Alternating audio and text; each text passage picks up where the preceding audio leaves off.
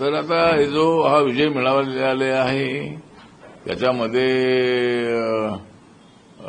लोकांनी पाहिलेला आहे या निवडणुकीमध्ये महाराष्ट्राचा विकास. लोकांनी पाहिलेला आहे या निवडणुकीमध्ये नरेंद्र मोदींनी केलेला महाराष्ट्राचा विकास. आज आम्हाला दिसत आहे निळनिळ आकाश आणि महाविकास आघाडी झालेली आहे भकास. तर अशा पद्धतीनं मला पूर्णपणे विश्वास आहे की महाराष्ट्राच्या जनतेचे मी आभार व्यक्त करतो. लाडली बहिणा योजनेचा आम्हाला फार फायदा झालेला आहे. त्याचबरोबर नरेंद्र मोदींनी महाराष्ट्राचा जो केलेला विकास आहे, मुंबईचा केलेला जो विकास आहे, 10 वर्षामध्ये जवळजवळ 10 लाख कोटीपेक्षा जास्त पैसे महाराष्ट्राच्या डेव्हलपमेंटला मिळालेले आहेत. नरेंद्र मोदीजींनी गरीब आहे, युवा आहे, महिला आहे, किसान आहे, दलित आहे, आदिवासी आहे, ओबीसी आहे, मराठा आहे, या सर्वांच्यासाठीच काम केलेलं आहे. आणि त्यामुळं महाराष्ट्रातल्या जनतेने भरभरून आम्हाला पाठिंबा दिलेला आहे. एक तर महाविकास आघाडीच्या नेत्यांनी चुकीच्या पद्धतीनं मांडणी केलेली होती. माननीय नरेंद्र मोदीजींना बदनाम करण्याचा प्रयत्न केला होता. एकनाथ शिंदे यांना गद्दार गद्दार म्हणून सातत्याने त्यांचा उल्लेख करण्यात आला होता. आणि त्याचा इफेक्ट जो आहे, आणि संजय राऊत सारखे जे नेते होते ते नेते सातत्यानं चुकीच्या पद्धतीनं बोलत होते. आणि त्यामुळं लोकांनी ठरवलं की या महाविकास आघाडीला धडा शिकवणं अत्यंत आवश्यक आहे. आणि त्यामुळं महाविकास आघाडीला एक मोठा धडा शिकवण्यात आलेला आहे आणि महायुतीला प्रचंड मताने विजयी केलेला आहे. आमची अपेक्षा होती की आमच्या जागा 170 पर्यंत येतील, पण त्यापेक्षाही 60, 70, 80 जागा जास्त आमच्या येत आहे. त्यामुळं मॅन्डेट जे आहे ते पूर्णपणे आमच्या बाजूने मॅन्डेट आहे आणि महायुतीचं सरकार 1-2 दिवसामध्ये स्थापन होईल आणि महायुतीचा मुख्यमंत्री त्या ठिकाणी होणार आहे. मला वाटतं की संजय राऊत आणि काँग्रेसचे आणि महाविकास आघाडीच्या नेत्यांना दुसरा काही धंदा नाही आहे. त्यांना फक्त आरोप करण्याचा त्यांचा धंदा आहे. त्यामुळे आता इथला मतदार राहिला नाही अंधा. इथला मतदार आता राहिला नाही अंधा आणि महाविकास आघाडीचा हाच आहे धंदा. त्यामुळं त्यांचा हाच धंदा असल्यामुळं लोकांनी त्यांना चेक दिलेला आहे. लोकांनी त्यांना शिकवलेलं आहे की राजकारणामध्ये कसं बोललं पाहिजे. अशा पद्धतीचं उलटसुलट बोलून तुम्हाला मतं मिळणार नाही हे लोकांनी दाखवून दिलेलं आहे. आणि संजय राऊत म्हणतात की आम्हाला मॅन्डेट मान्य नाही. तुम्हाला मॅन्डेट मान्य नाही म्हणजे तुमचा लोकसभेमध्ये तुमच्या 31 जागा निवडून आल्या, आमच्या 17 जागा निवडून आल्या. तेवढ्याला आम्ही असं म्हणालो नाही बाबा ते मशीन बिघडलं होतं. तेवढ्याला आम्ही काय म्हणालो नाही, काहीतरी गडबडी झालेली आहे. आम्ही आमचा पराभव आम्ही ते स्वीकारतो.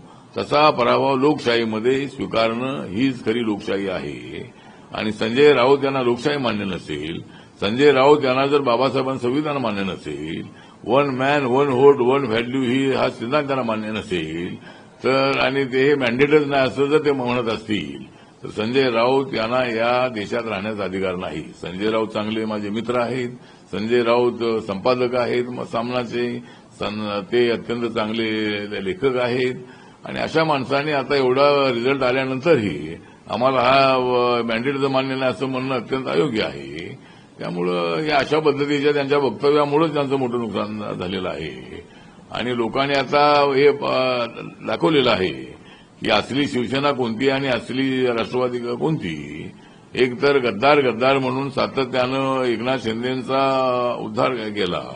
रोज संजय राऊत, आदित्य ठाकरे आणि उद्धव ठाकरे गद्दार गद्दार यांना गाडणार आहे, यांना पाडणार आहे.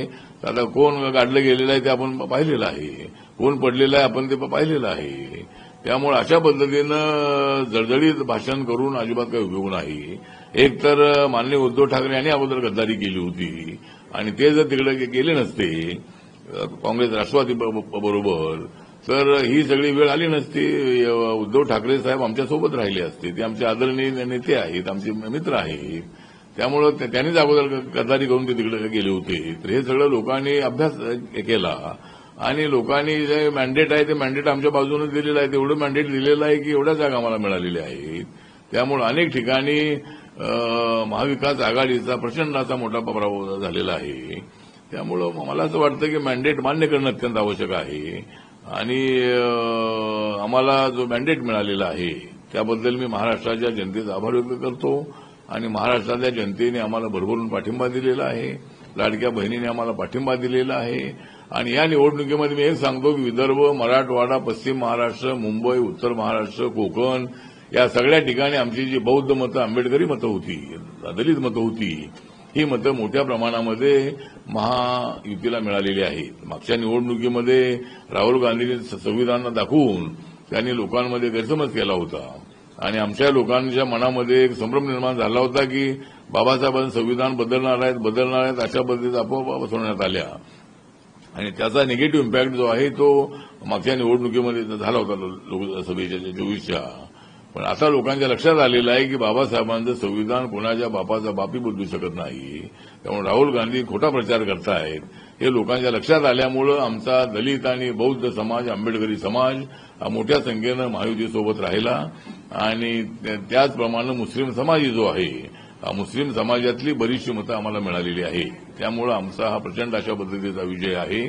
त्यामुळे सगळ्या मतदारांचं मी हार्दिक आभार व्यक्त करतो आणि लवकरच आमचं सरकार 1-2 दिवसांमध्ये बनेल आणि त्या सरकारमध्ये आरपीआयचा एक मंत्री असेल असा मला पूर्णपणे विश्वास आहे. मुख्यमंत्र्याच्या संबंधामध्ये असं आहे की आता हे तिघेजण जे आहेत, एकनाथ शिंदे, देवेंद्र फडणवीस आणि अजितदादा पवार, या तिघांनी जाहीर केलेलं आहे की आम्ही मुख्यमंत्री पदाच्या रेसमध्ये नाही.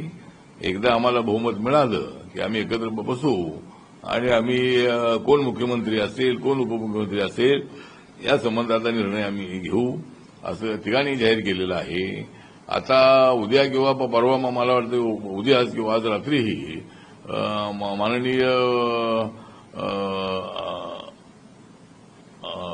आमचे नरेंद्र मोदी जे प्रधानमंत्री आहेत आणि अमित शहा आहेत त्यांच्यासोबत चर्चा करून मला वाटतं की निर्णय जो आहे तो आज उद्या निर्णय होईल आणि तिघांमधलं कुणी मुख्यमंत्री झालं तरी तो महायुतीचाच मुख्यमंत्री असेल आणि तो मुख्यमंत्री आम्हाला मान्य असेल.